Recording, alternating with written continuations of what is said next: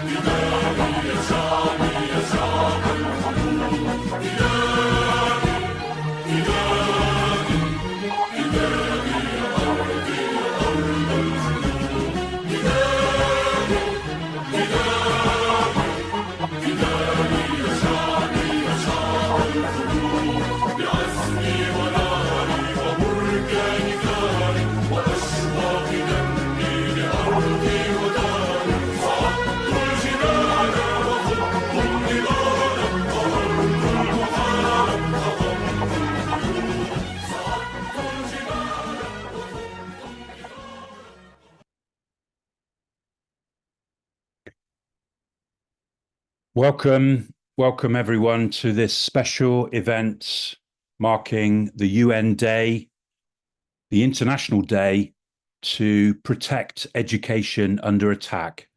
I'm going to hand over to start us off to my colleague Raja Abu Jassa, who's our administrative coordinator from Gaza. Thank you very much, Nick. Can you just keep an eye on the people in the waiting room? Hello, everyone. Good evening. It's a great honor to be here with you today, marking this amazing, important, significant event. I'm going to start off by talking about education. And as we know, education is a very fundamental right to each child, regardless of their nationality, culture, race, color, whatever. So specifically in Gaza, talking about Gaza, this little tiny city, which is really highly populated, education is extremely highly valued. People don't look at it as just a way of getting knowledge and getting certificates, etc. It's more than that. It's a way of, it's a form of resistance, a form of resilience. Sorry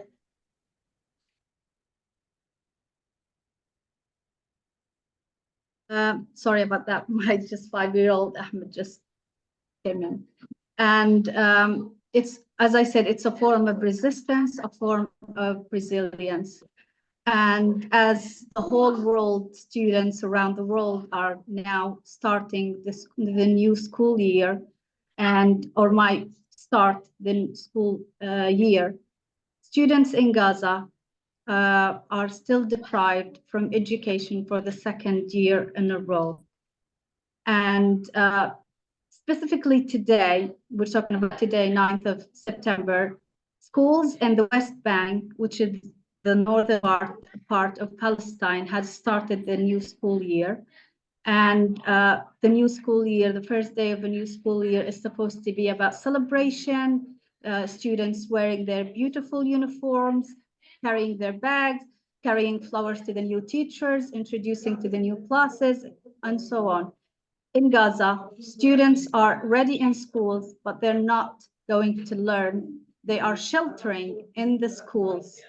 They have been displaced there. Their bags, of which they used to carry their books and pencils, are now to carry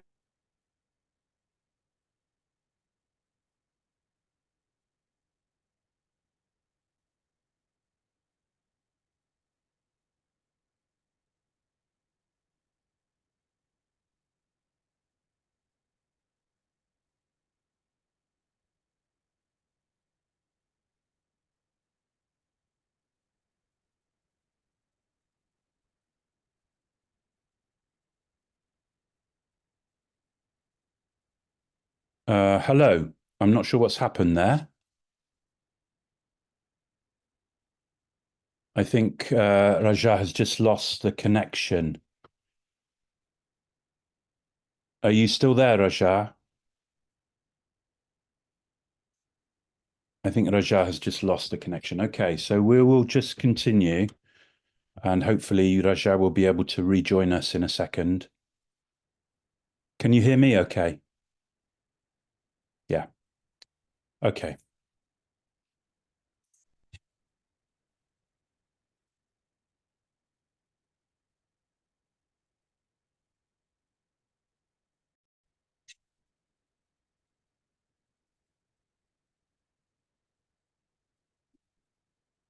So let me just see what's...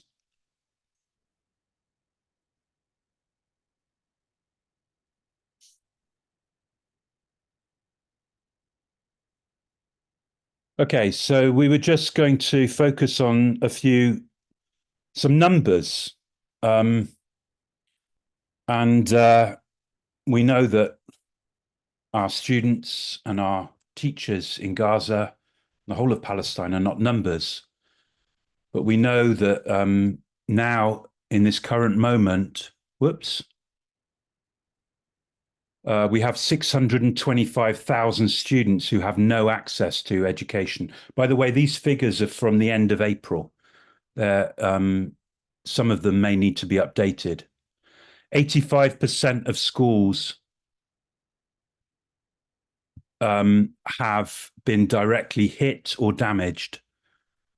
9,773 students and 409 educational staff have been killed. I'm sorry, just give me a second because apparently Raja is in the waiting room, but there isn't a waiting room, so I'm not sure what's going on there. Let me just see. Ah, you are in the room. You're just, I need to just let me make Raja a host again, co-host.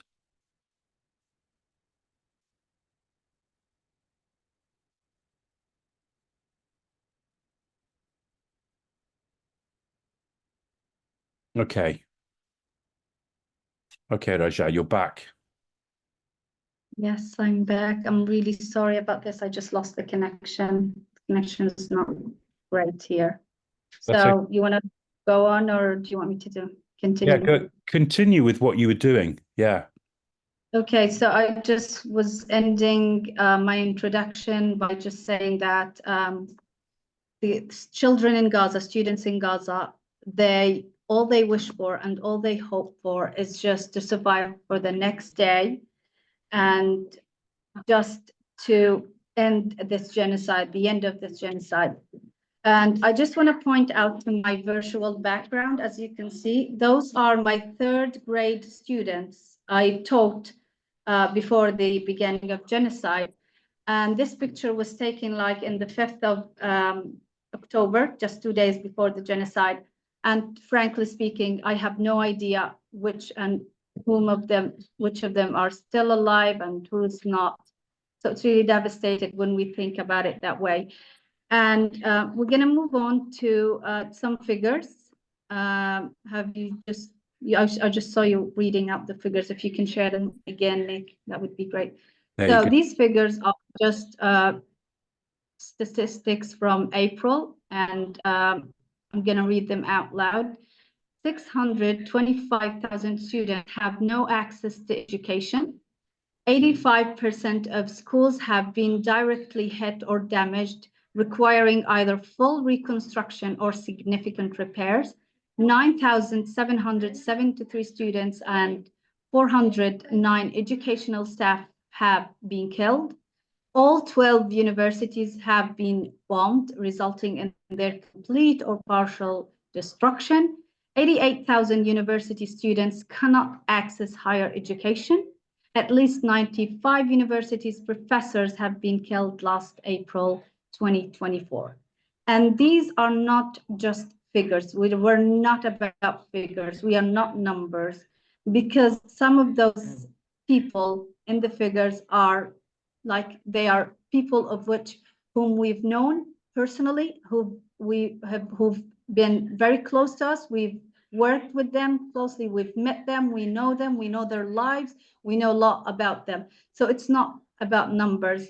In this slide, you can see a number of dedicated teachers and brilliant students who lost their lives in this genocide, who were killed in this genocide. I'm not going to make it look nice in words. They were killed in this genocide. Starting from the right, you can see the teacher Tahani Oda. I know Tahani Oda very personally. I've worked with her in a school, as well as working with her as a Hands Up Project coordinator. We used to do a lot of activities. She used to link her class to volunteers. She did a lot of plays, and she was a very amazing, dedicated teacher. Next to Tahani, Jabir, a very successful and dedicated teacher as well from Rafah. He also was killed at the beginning of the genocide. In this picture, this boy called Ubada, he is at least 12 or 11 years old, Nick. I can't really remember. But this boy has a play, has a poem in the book of poems that was published by the Hands Up Project last May. He was killed in the genocide. In that picture, we can see Ken, our beloved volunteer, alongside with 4 girls. One of the girls called Fatima. We are really sorry because we don't know which one of them. She's 9-year-old student, and she's got a poem in that book of poems, Moon, Tell Me Truth, and she was killed too. Going down at the bottom, we can see to the right this boy called Muhammad Halemi. He's also from Gaza, and he was such an active student. He's such a brilliant student. He went to the US as a part of a scholarship, and he used to do a lot of link-ups with his teachers, to other students in different countries. He was recently killed just 2 weeks ago in an airstrike. He was really active on TikTok. If you Google him, if you search for him, Muhammad Halimi, he's really active. He was giving updates about the situation in Gaza all the time. So he was killed in a few weeks ago. So moving now to so Haslim, I also know Haslim very personally. I've worked with her. As a coordinator, I was a witness to her amazing plays. No one can destroy your dreams, and laughing is no longer accepted. And just to mention her play, No One Can Destroy Your Dream, was such a brilliant and lovely play. I really love it because it expresses the rights of the girls in a society that the girls have no rights. And last but not least, we've got Muawad, a very lovely, sweet boy whom I met in Gaza on his way out to Jerusalem, because he was a winner of the last remote theater competition, playwriting competition by the Hands Up Project. He's such a lovely and sweet boy. And when we got the news of his death, we were so devastated because all of us in the Hands Up Project loved him, and he was such an extraordinary student. So these are the people whom we've just know about. We've just learned about. We don't know who is still alive, who was killed, and I hope we don't hear about any more killings of students or teachers in the whole Gaza, not only in the Hands Up Project people. So moving to next slide, Nick, please. I'm going to take you in a short introduction into the context of schools in Palestine, since we're talking about education. So here's a typical classroom in Gaza. It's a ministry school. You can see how the classroom is really packed with students. It can, the number of students in a class can reach up to 50 students in a very tiny classroom. Low resources, hard conditions, difficult situation, and yet those students are determined to learn and to continue their education, because it's all about a way of showing resistance and resilience and upbringing a very strong generation who is capable of creating a very beautiful future for themselves. And this is another picture. This is a girls' school, and this is a boys' school. So also you can see how they are packed in one class, but still they are motivated to learn. And I think it's hand you over now. Shall I hand you over, or Yeah, do I that's have fine. any slides? Yeah, thanks. Thanks, Okay. Raja. Okay. So that's the context. The context that Raja has just been sharing is the context in which we did some research with the large classes last in the autumn of 2022. And we worked with those huge classes with 50 kids, very deprived background. Probably something like 95% of those kids had never left the Gaza Strip. And in that context, we worked with the course book once a week, doing sessions, intercultural link-ups, trying to activate the language from the course book and trying to give them opportunities to use their speaking and listening skills in English. And here's an activity that we did quite a lot, a kind of game. We did lots of games in the classes. And here's a young boy called Ahmed, and he's written 3 sentences about himself. 2 of them were true and 1 of them was false. And I was trying to guess which one was the false sentence. And it was used, we focused a lot on grammar and vocabulary in these sessions because it's important for them to pass their exams. And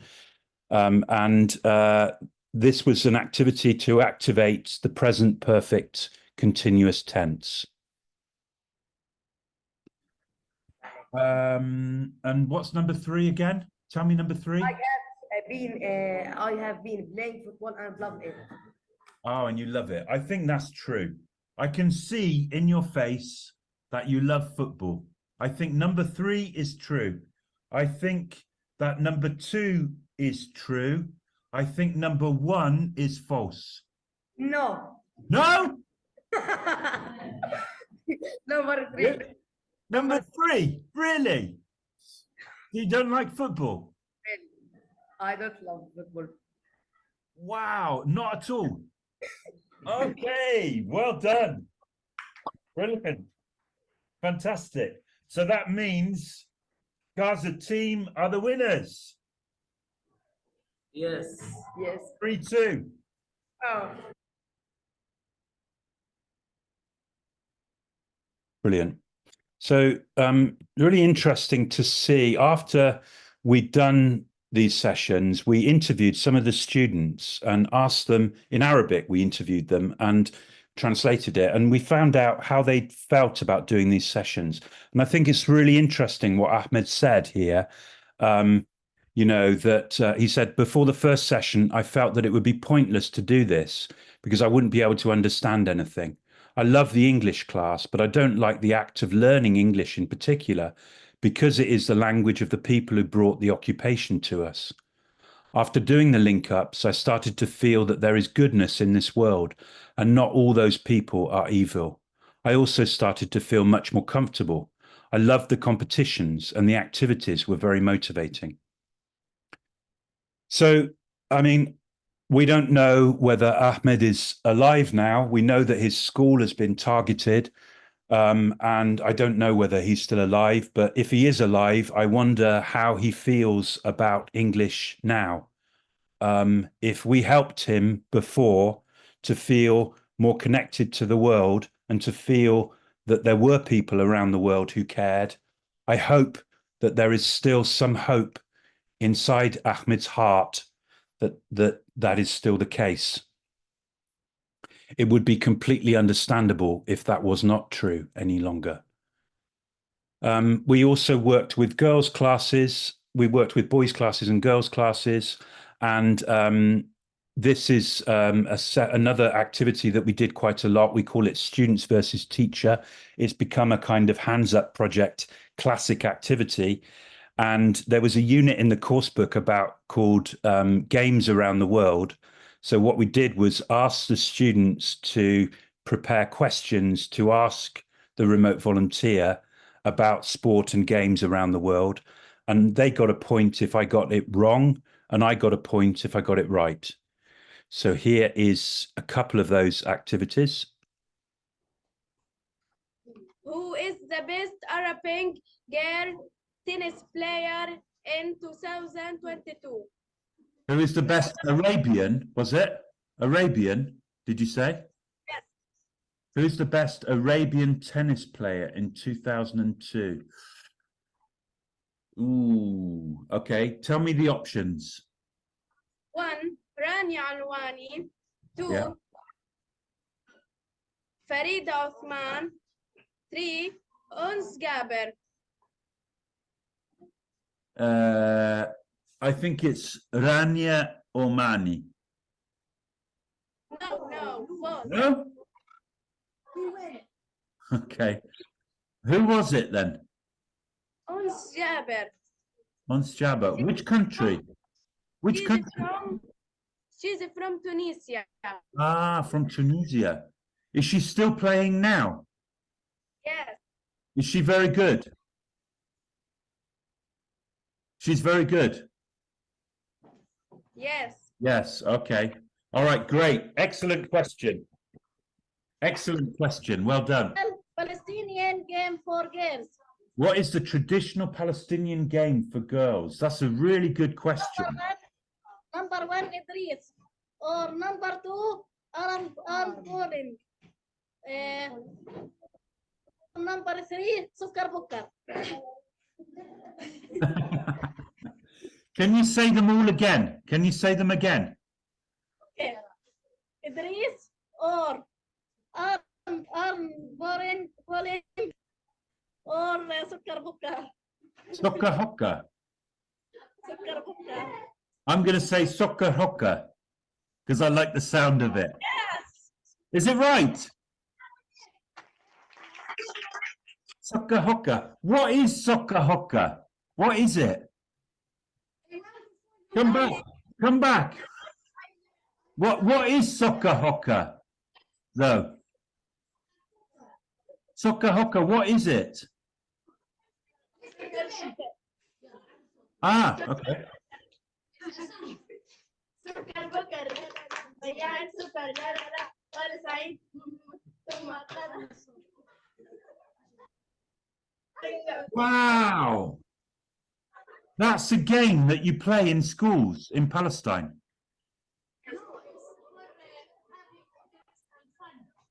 Yeah, like in the break, you play this.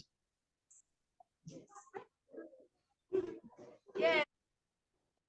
So again, we asked one of the students who took part in that, the second girl who spoke about the game, Soccer Bokar.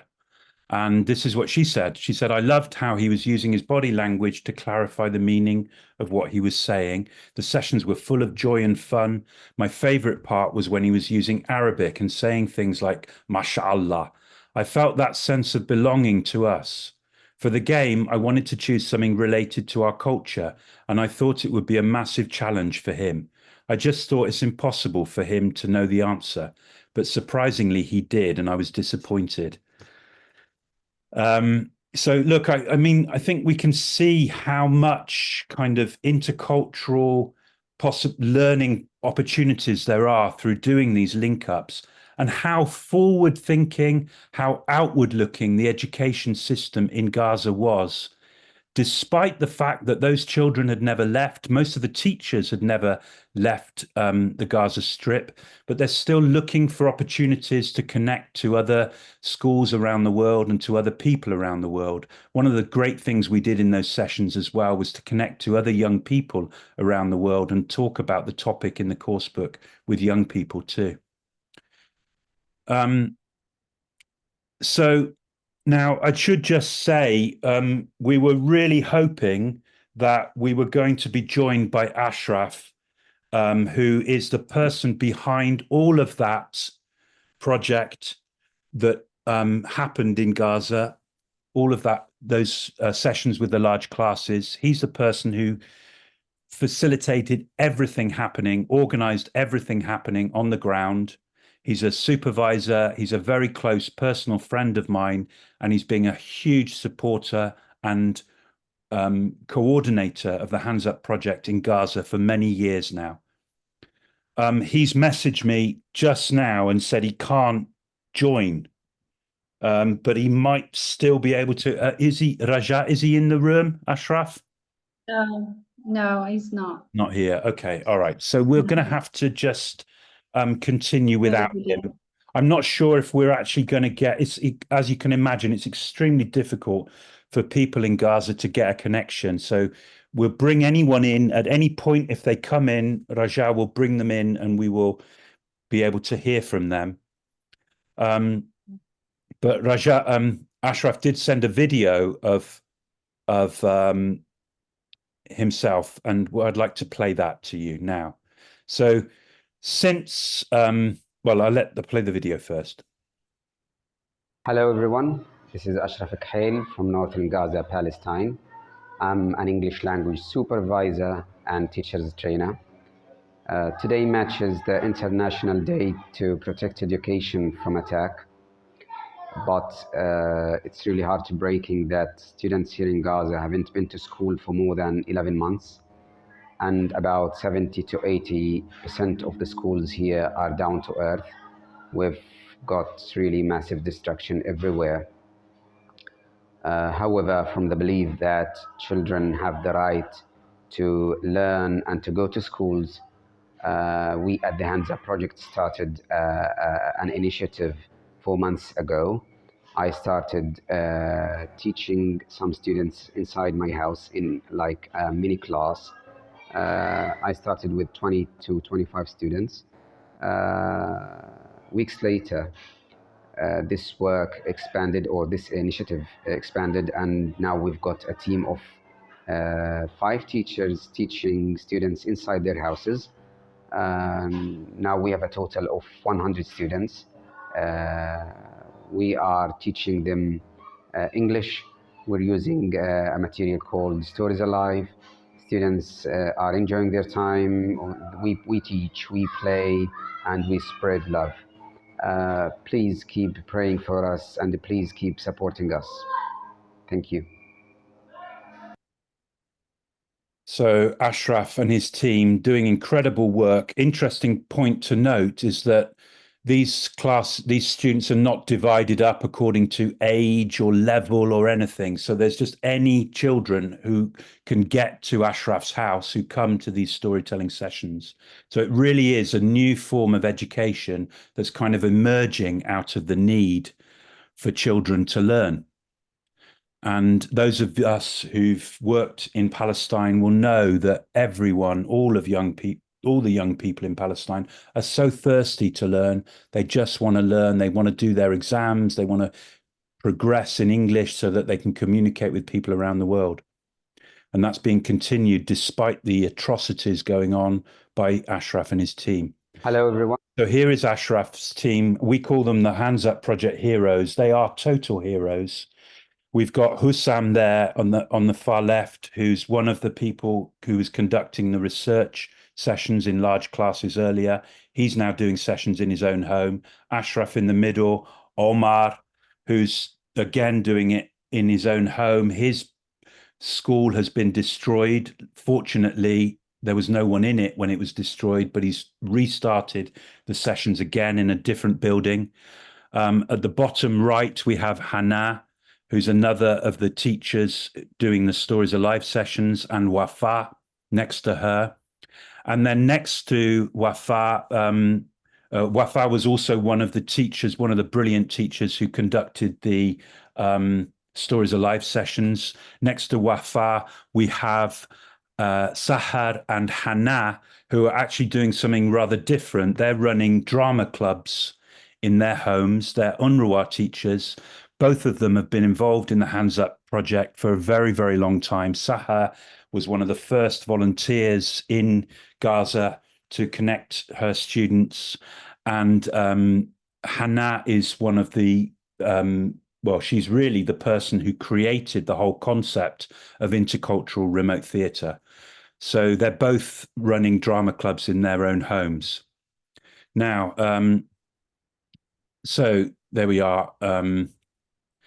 Now, I wanted to just play this video of some of the work that they're doing.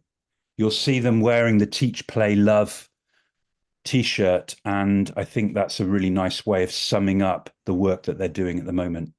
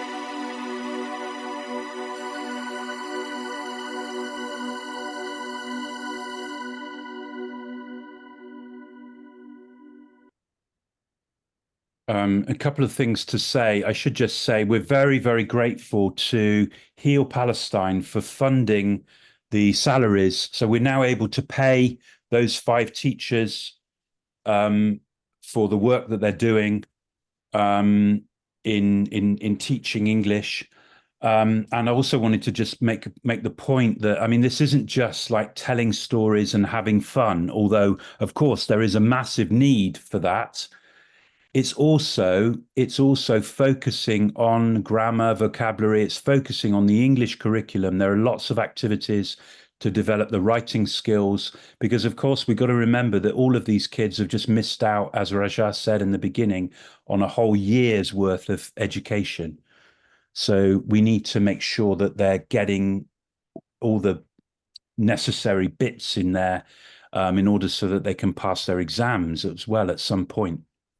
Now, we asked again, or I would just say something else as well. I can't see the chat.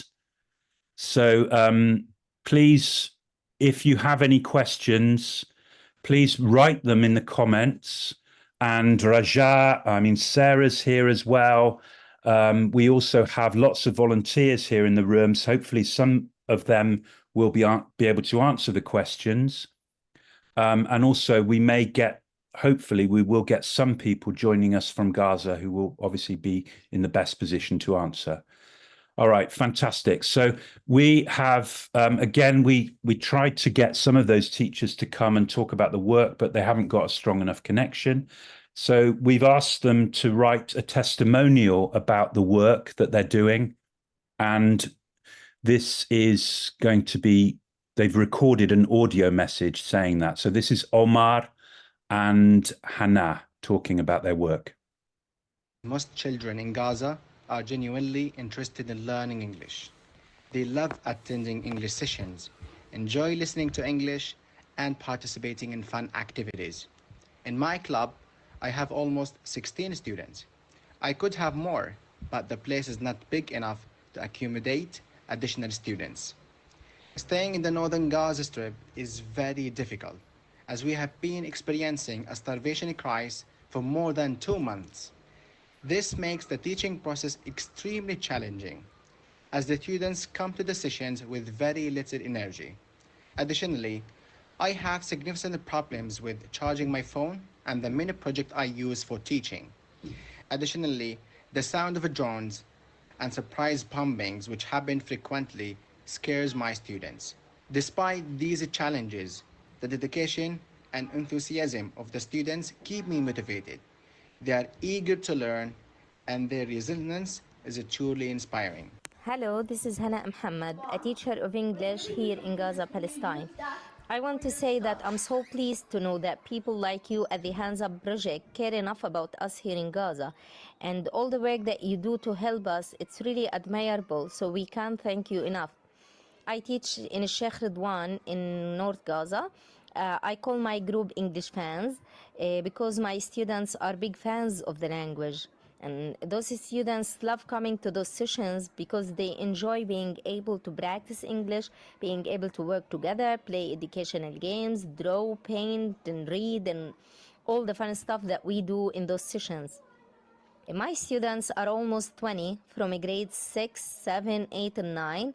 I hold my sessions in a room beneath my house, and the room is not very large, but we can manage. Since there is no transportation, they really have to walk a long way. And when they arrive, they are very tired, they are very hot. But the thing is that you see a big smile on their faces, and that's what encourages me to give them their best. So I want to say really thank you for giving me this opportunity to be part of your team, and for giving those children the chance to be back to learning again. Most children. Oops. So, and I think it's also important to just hear from the students themselves. So this is some feedback from the kids about what they've got from the experience.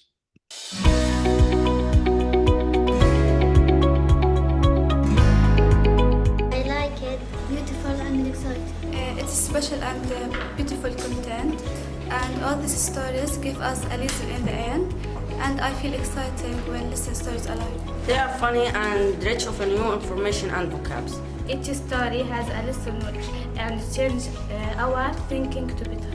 In my opinion, these stories are among the best way to learn English. Firstly, because they are easy to understand and contain many word meanings, set up for all age, and they always help stimulate the mind because they use the brainstorming method that bring joy to everyone in the classroom. And in some stories, we can take the moral lesson that benefits everybody. It's amazing and funny because it's explaining about the Palestinian. The content of stories are like so funny. It makes me speak, listen, and learn a lot of things. Funny, good. They are exciting and I enjoy in my time. Stories are carefully chosen. The content is exciting and interesting. We learn moral lessons. Good chance to practice reading and speaking skills. We practice language for language, not for exam and marks. They add a new information and vocabs, and I am not afraid anymore of speaking English. Actually, these collections of stories has added many new words to my vocabulary and making me more understand to speaking English. And I am enjoy speaking and practicing it, and I break the ice to speaking with person. It changed me to the best. Now I can speak English fluently and got a new information and different meaning. To me lots of vocabs, and I'm much better in speaking English.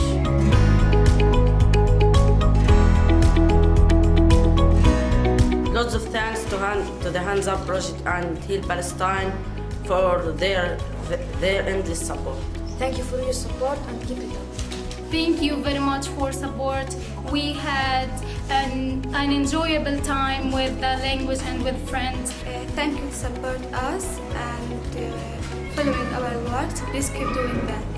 Thanks to everyone who's shared in this project. Thank you for what you provide us. We learn and have fun at the same time. We appreciate your effort. I'm so proud of joining Hansa project. Thanks. Thank you.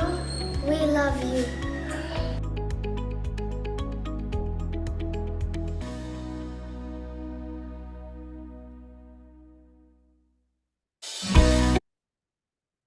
So I'd like to now move on to another area of our work. Nick, Yes. sorry to interrupt. Is there any room for a question or a couple of questions before you move on to the next slide? Sure. Yeah. I've just stopped sharing. Because I don't want to forget them. Yeah. Because they're going to disappear in the chat. Yeah. Go for it. We've got a question from Leticia Segura from Mexico, right? Mhm. Hello. Hello, Dr. Letty. Well, long time no speak. She says, how long do classes last and do children only learn English? So Okay. shall I answer that, Raja, or are you going to answer it? Either of us can answer it. What? Okay, but one of us has to. Okay, so well, I mean, in the Stories Alive clubs, it's just English. They're doing sessions 3 or 4 times a week, depending on, it's not always possible to do sessions, but 3 or 4 times a week. And the classes last between an hour and a half and 2 hours. Or no, sorry, an hour and a half and 2.5 hours.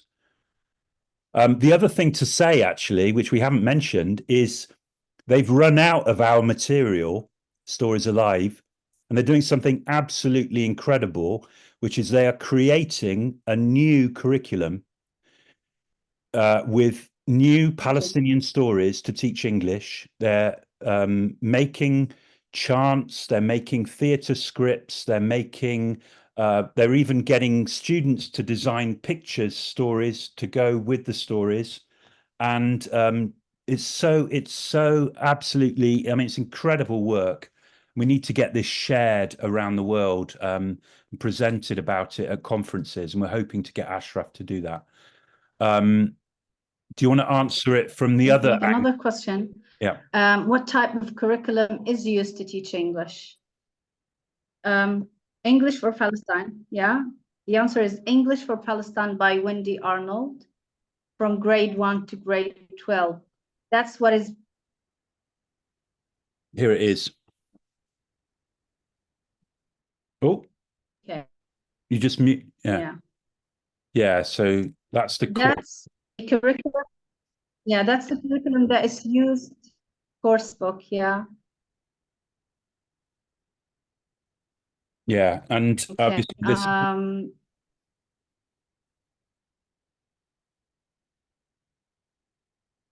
Okay, Raja.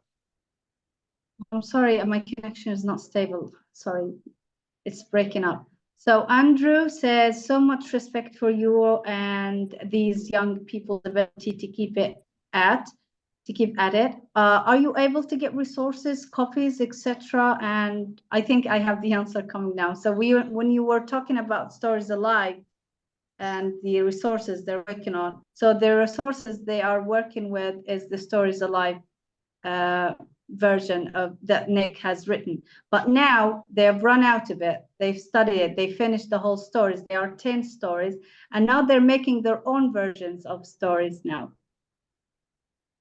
Yeah.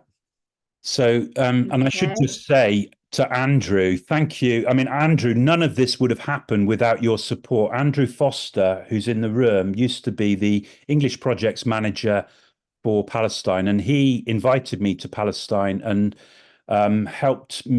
supported me in writing the Stories Alive material. So none of this would have happened. The Hands Up project wouldn't have happened without the British Council support, particularly Andrew Foster's support. So it's great to have you with us, Andrew, today. Yes. Okay, great. So should we now focus on the Unruwa? Or is there another question? And Jules is here. No, yeah, Jules is here. Yeah. Lovely to see. Okay, move on to the next slide now. Okay, so talking about the UNRWA schools, this is on. So one of the things that the Hands Up Project used to do was to establish drama clubs in schools all over. We trained teachers to set up and establish drama clubs in their own schools, in their schools. And this is a picture from Hannah Mansour's drama club. This was, I think, in 2018 on one of my visits to Gaza. And I went to the school and I watched them performing a play that they'd created themselves. And some of those children there, we've seen those kids grow up. We've got Yara, we've got Ghazal there, we've got lots of children who've been participating in Hands Up plays and have grown up and now kind of 17, 18 years old. So I wanted to share with you, so these drama clubs became, so students in these drama clubs started creating plays, which eventually became remote theatre. And they also did link-ups to our remote volunteers around the world. And I just want to share with you a snippet from a video from a session, a link-up with Becca, one of our amazing long-standing volunteers from the United States who worked with Hannah's group for a really long time. And this is a beautiful activity that they used to do called One Word Theatre.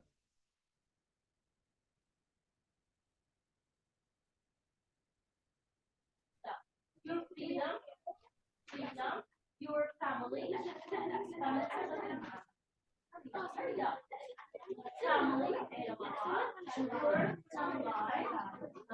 and you are friendship, love, and love. Great. So now everyone has a word.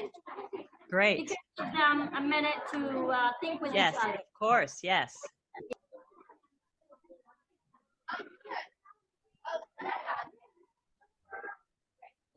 Okay, girls?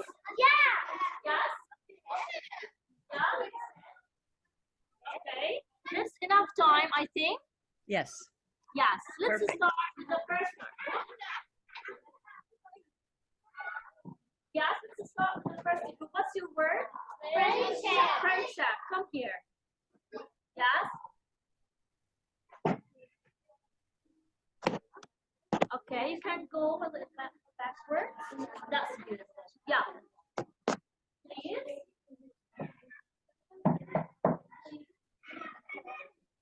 One, two, three. Friendship. Friendship. Wonderful. Friendship. Let's give them a clap. Very good. Wonderful. Yes, let's start with the second group. Hurry up. You can go backwards.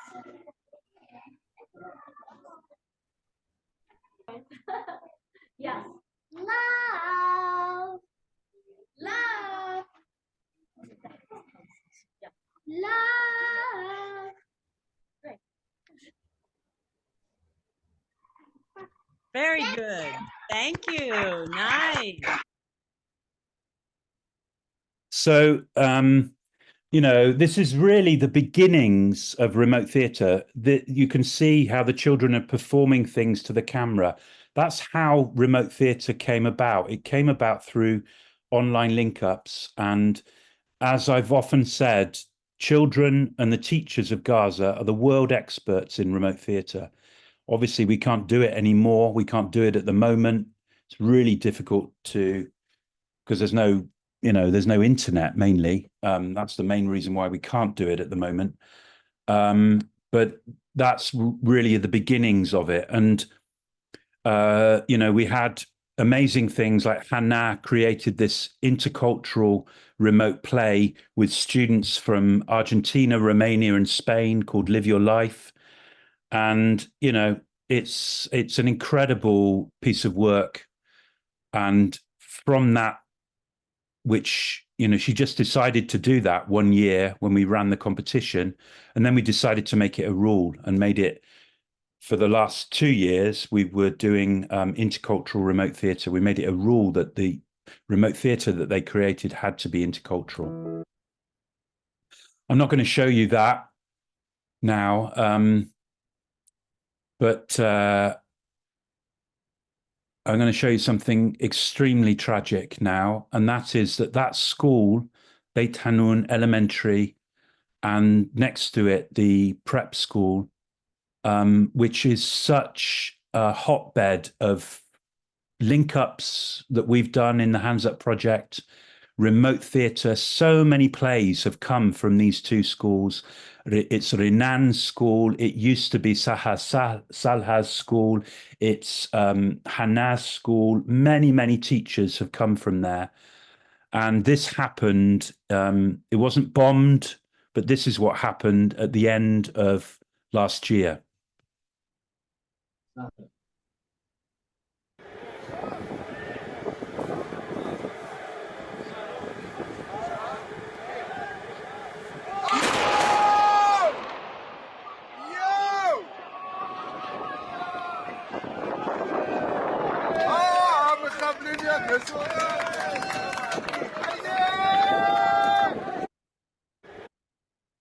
And the most tragic thing about that is the laughter and the cheers from the Israeli soldiers when in that level of destruction that they've just committed, and the fact that they are proud of what they've done.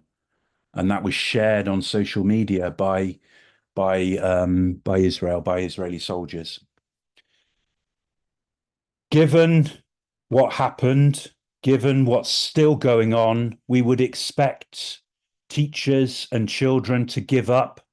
We would expect them to lay down and say, well, we can't do anything anymore. But that isn't the case with so many people, and it isn't the case with our incredible teachers that have been involved in the Hands Up project for such a long time. So Hannah decided early this year to set up the drama club in Jabalia, her own drama club. She didn't have a school anymore, but she set up a drama club in her own house for kids. Again, like the Stories Alive Club, just for kids who live locally, different ages, anyone who could come along. And here's Hannah talking about why she set up the Better Together Drama Club. Hi everyone, I'm Hannah Mansour, an English language teacher at one of the schools in Gaza. And why have a drama club? Because normally each year in my school I set up my drama club and children start joining it. We start doing some activities that get them express their feelings and emotions freely. And later on they start acting plays and so on. Absolutely, these days in Gaza, there's nothing normal about it. There's nothing normal about what's happening here. So why not have a club or a space, especially for the children and for us, where we can live a bit of the normal life that we miss, the life that we belong to, that we deserve to live. So yeah, it's our club is a place where the children can feel safe, important, creative, happy, and normal. Because it's a very important thing to feel normal and to live a normal life. I don't know why I'm getting so emotional about what I'm saying. It makes me forget all of the things that I wanted to say about drama, because I really love drama and I wanted to talk about its advantages and how it develops the students' English and how it grows their personalities. And in our situation, I've noticed that it's a great tool to distract them from all the things that's happening around them. Yeah, so that's why, and I think that I'm good at it. I'm good at what I'm doing, because previously when my students and I participated in the competitions held by Hands Up, We won like 4 times. So yes, we're good at it. We're good at drama. And just let me tell you a little secret about me. And please never say it to anyone. I'm terribly bad at geography, history, maths, and many things actually. So maybe drama is my thing. And have a good day, everyone. I hope one day I could meet all of you face to face, not through a recorded video. Thank you all. Yeah, you certainly are very good at it, Hannah. And so is Sahar. I mean, I mentioned how Hannah was the person who created intercultural remote theatre. Well, Sahar is actually the first person to do a remote performance of a play. And that was at the IATEFL conference in Glasgow in 2017. And it was a story from the Stories Alive book called Jibena.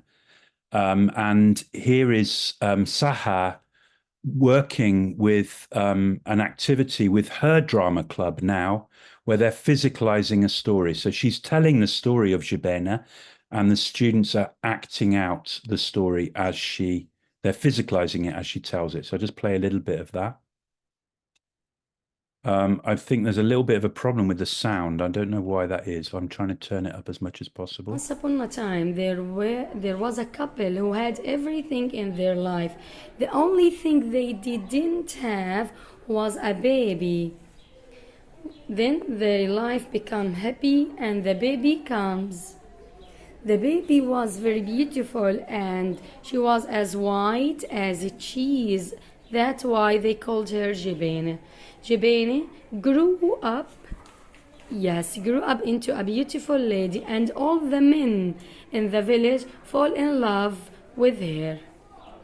Yes, once upon a time. So we'll look at, and here's another activity. This is from Hannah's session, which is Hannah's group, the Better Together Drama Club. And this is a still images activity. And look at how she's using this to activate language. Really interesting. 2, 3. Now it's still image of summer. Okay.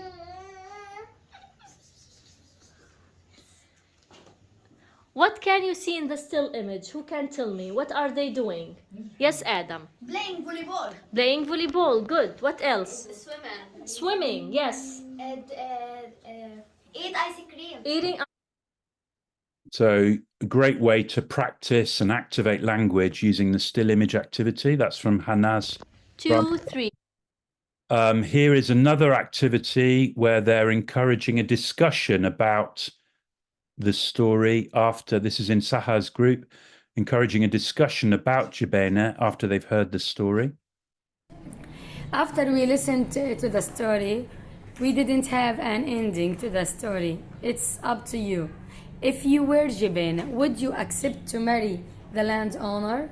If you say yes, wait please, if you say yes, why? And if no, why? Okay?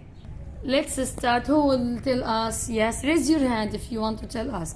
Yes, Sarah. No, because he shouted at me first. Yeah, and he made you cry. Yes.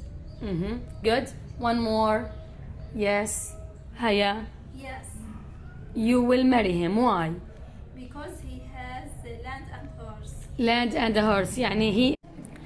Okay, so another activity here. This is created by Hannah. Obviously, we've heard many cases of students who've stopped speaking. So a lot of the activities in the drama club are obviously focused on speaking and listening, but we need to do things for children who don't want to speak. And there are lots of children who are so deeply traumatized that they don't want to speak. And Hannah has developed this activity called the whistling activity, where students have a whistle, they do a drama activity, they play a role, they don't need to speak, they just blow the whistle instead.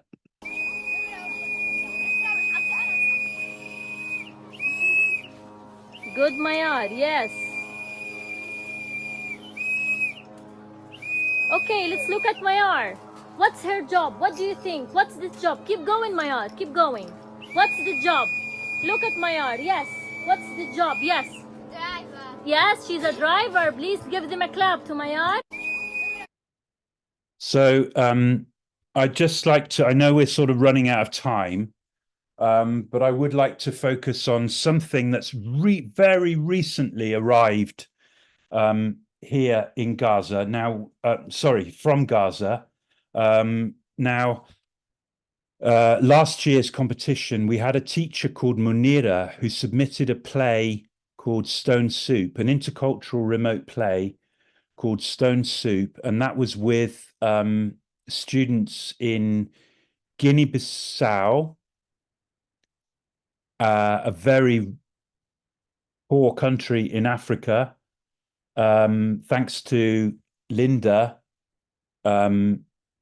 Ruas, who put us in touch with those students and the teacher and she worked with her students in Gaza to create a play called Stone Soup. And it was a beautiful, amazing play that she managed, and more incredible that she managed to do it in two very isolated contexts, like Guinea-Bissau and Gaza.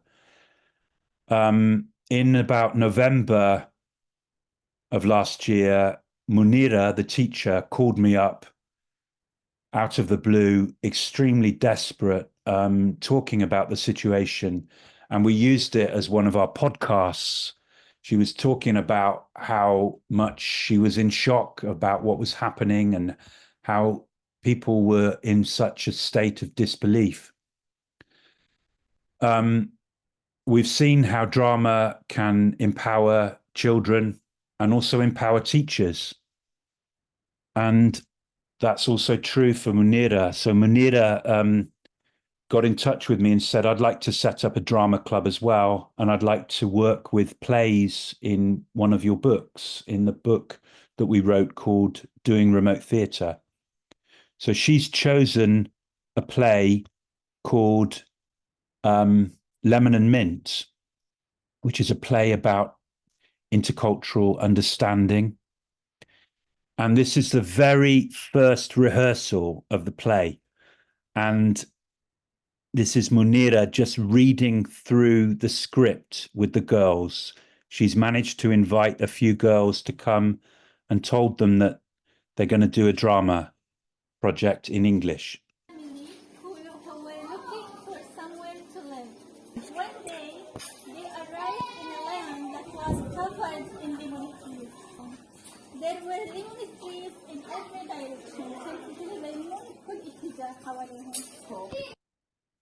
So that's Munira just reading out the script to the girls who are going to act in the play and learn it. And as you can imagine, the girls don't seem wildly enthusiastic about the prospect and are very quiet and subdued. Perhaps they're thinking, I don't know, but they don't, don't seem so motivated at this particular moment.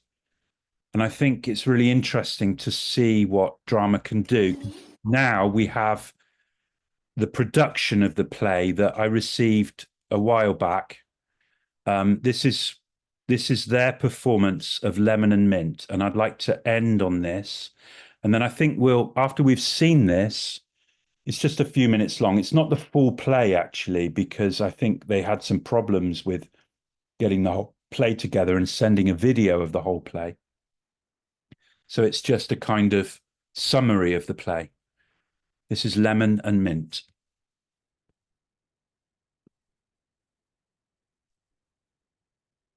Once a poor family who were looking for somewhere to live. One day they arrived in a land that was covered with lemon trees. There was lemon trees in every direction. Small ones, tiny yellow ones. We never seen a lemon before. Let's bake some and try them. Wow! This is it. This is our home. This will be our home. They built their homes with wood that they found. It was another poor family who were looking for somewhere to live. One day they arrived in a land that was covered with mint. The fresh, clean smell of mint drifting in the breeze. We never seen mint before. Let's pick some and try it. We can live here forever. This is it. This is our home. One day, one of the children of the lemon farmers was feeling adventurous. He walked and he walked for many days until he came to a place where there were no trees. And one day, one of the children of the mint farmers was also feeling adventurous. He walked and he walked for many days until he came to a place where there were no mint. Hello, nice. Where are you from? I am from the lemon farm. I am from the mint farm. Would you like to try some lemon? Would you like to try some lemon?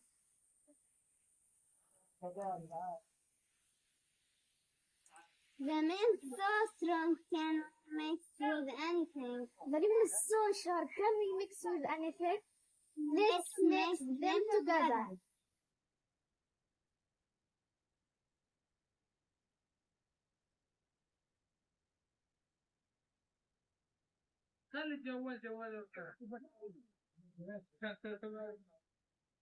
We've made a new drink. It's called lemon and mint. How on earth did we live before lemon and mint?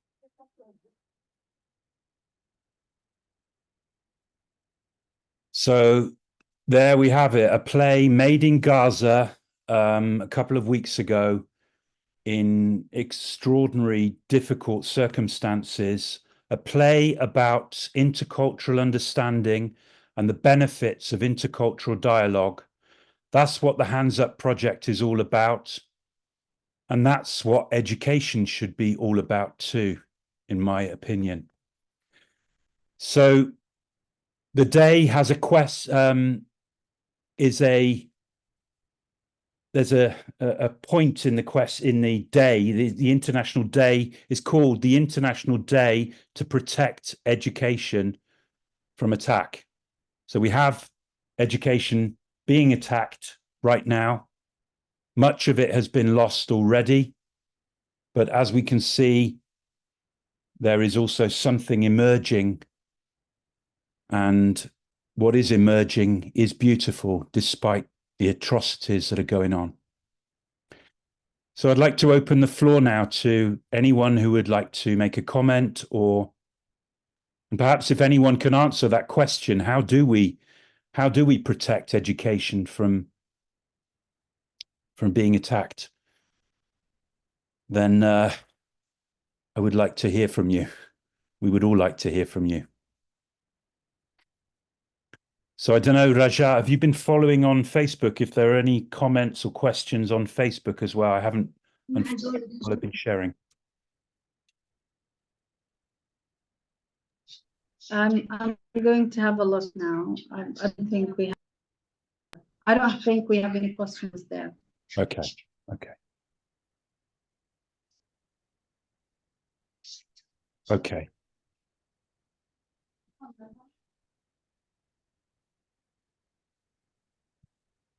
We got a question about wondering whether people in Israel or the United States know about your work. We're trying to tell as many people as possible. We want people to know about our work as much as possible. We're trying to, so you can help us with that by getting the plays out there, making connections with teachers and schools around the world. So please help us in any way that you can to do that. It's great to see so many people from different countries here today.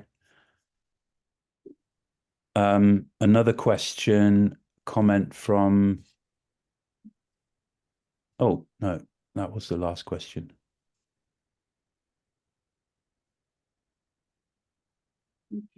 Okay. All right. So thank you very much for joining us, everyone.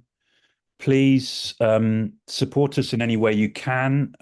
We're always looking for new volunteers. If you'd like to connect to a group, we're still running sessions in the West Bank.